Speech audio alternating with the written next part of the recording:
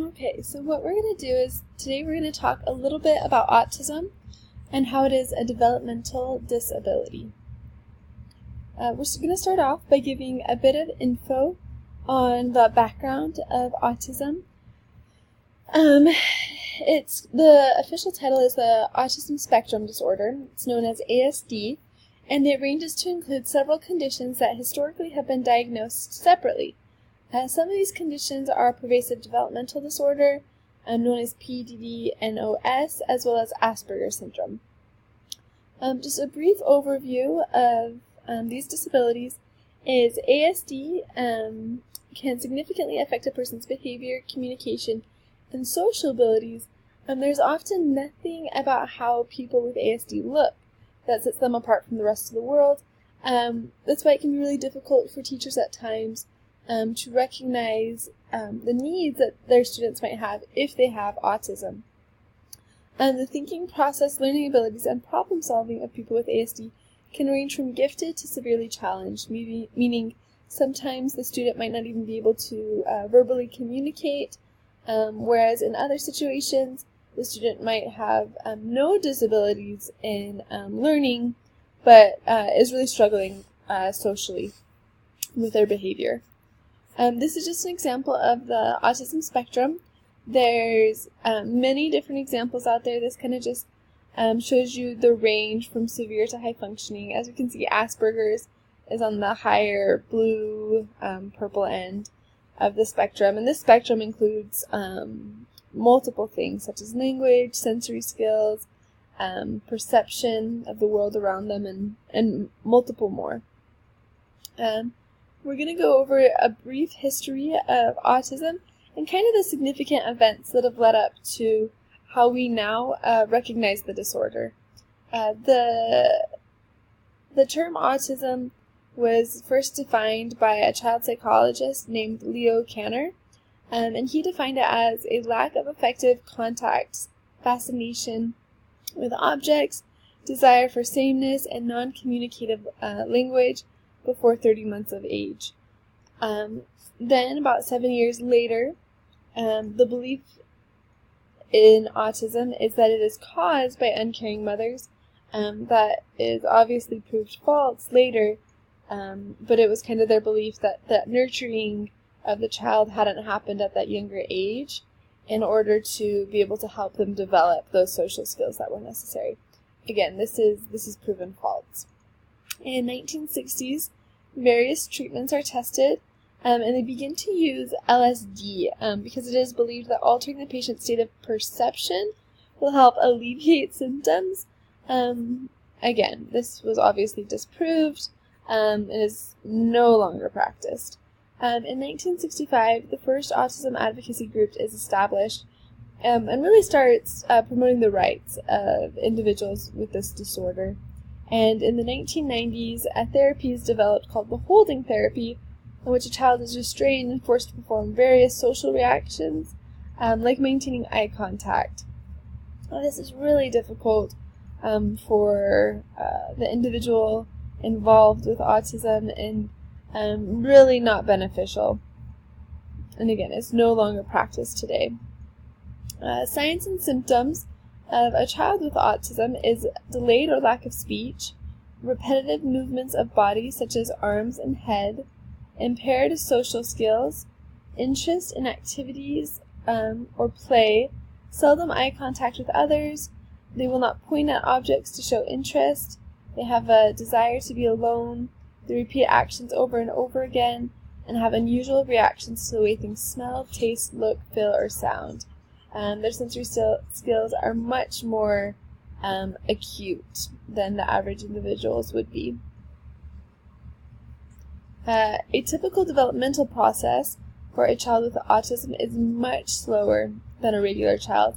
Below is just a rough timeline for verbal development, but you can see that the development in any area is also going to be slower. Just with the verbal development, we're looking at a child with autism beginning to babble around 12 months, not really saying coherent words, but beginning to make noises with their mouth. around a year and a half, they begin to say single words. And at around 2 years, they start using two-word spontaneous phrases. And that pattern continues as they get older. Losing any language or social skills can happen at any age for people with autism, meaning that they could be speaking in sentences and that could begin to digress back into 2 to 3 word phrases and so forth. There's really no set level that they can't digress from. So with today's medical advancements, it's fairly easy for experienced professionals to be able to reliably diagnose a child with autism by the age of 2. However, autism can be detected as early as 18 months, sometimes even at a year. There's no medical test that helps doctors to detect autism. It is mainly through the child's behavior and development that they're able to recognize these symptoms. Some causes and risk factors involved with having children with autism are a child with autism, or parents who have a child with autism are 2 to 18% more likely that their second child will also be diagnosed with the disability. 10% of children with autism are also identified as having Down syndrome, Fragile X syndrome, tuberous sclerosis, or other genetic chromosomal disorders. Basically just meaning that the symptoms with autism are associated with other well-known disabilities. And thirdly, children born to older parents also are at a higher risk of being born with this disability. According to the Centers of Disease Control and Prevention, about 1 in every 59 children has been identified with ASD, and the numbers are continuing to rise. Some studies show that that is due to just merely the increased amount of diagnoses that are out there, and just the increased awareness of the disability, that more people are being tested. It occurs in all racial, ethnic, and socioeconomic groups, and is 4 times more common among boys than among girls. And as you can see here on the screen, it's 1 in 42 boys and 1 in 189 girls, so it's quite a steep significance. Although an exact population count of people with autism currently doesn't exist, it is estimated that about 1.5 million people in the United States have ASD. And in fact, there's quite a large percentage of that population that are below, younger than 18. And it just shows that, again, people with autism are increasing in our studies. This was just amazing to me. Also pulled from the Center of Disease Control and Prevention.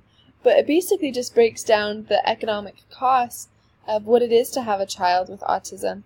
And the average medical expenditures exceeded those without, the average medical expenditures for parents with autism exceeded those without autism by $4,000 to $6,000 per year, roughly.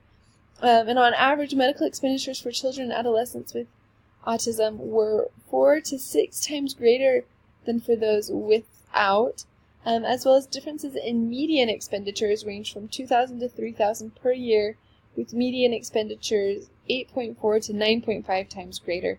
And these numbers just seem really drastic to me. This is medical expenditures alone. That's not including behavioral therapy or any other educational tutoring that these kids might be needing. This is strictly child medical expenditures. Now we're going to talk a little bit more about classroom strategies and helping children with autism in our classes. Proper communication is really important. One way that a teacher can ensure this is by making sure that making sure they have the students' attention before they deliver an instruction or ask a question. It's important to consider the student's processing time, keep instructions short, and give information in chunks. minimize the use of don't and stop. This can be seen by instead of saying don't write on the desk, it would be please only use your pen or pencil to write on your paper. And you can see the difference, and it's pretty impactful on how the child will react. And it's always important to allow for adequate time to wait for a response from the student. They might need a bit longer processing time, like was listed in the previous points. Social skills in the classroom are important, and it's important that as a teacher you are a model for the other students, and making sure that you show the other students that the student with autism is a valued member of the class, and that you don't ostracize them. It's important to be aware that free play, recess, and other unstructured times are the most difficult times for children with autism.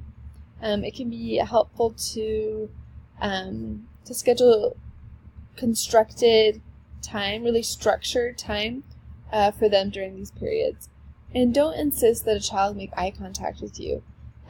This can cause additional stress, like we listed on the last slide.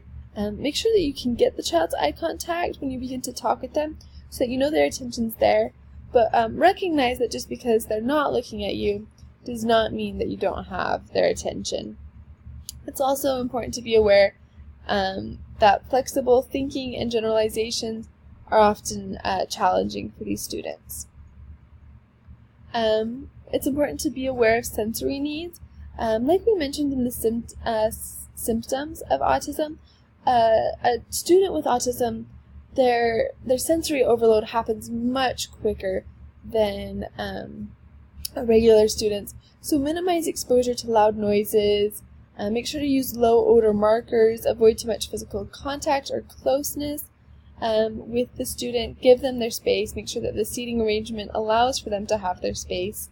A highly decorated classroom can be visually overstimulating and distracting, and some students may require a few minutes to unwind after walking in a noisy hallway. So just making sure that you give them adequate time to kind of decompress from the noises and physical contact involved with walking in a high school hallway. Here's a video. We're just going to watch a part of it, but I think it does a great job of simply explaining autism. This might even be a video that would be worth watching in a classroom to help the students better understand what their classmate is experiencing.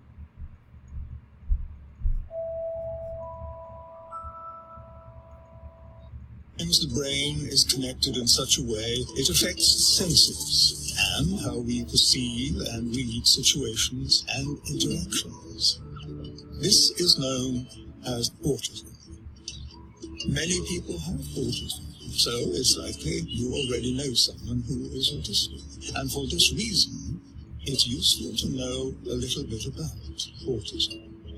The special wiring inside an autistic brain can sometimes make the person good at tasks we may find difficult, such as mathematics, drawing, or music. It can also do the opposite, and activities we find too easy are incredibly difficult to learn, such as making friends. The senses constantly send information to your brain about your surroundings and other people. However, when a person's brain and its senses don't communicate well, the brain can become overwhelmed and confused, affecting how they see the world. Picture yourself walking down the street.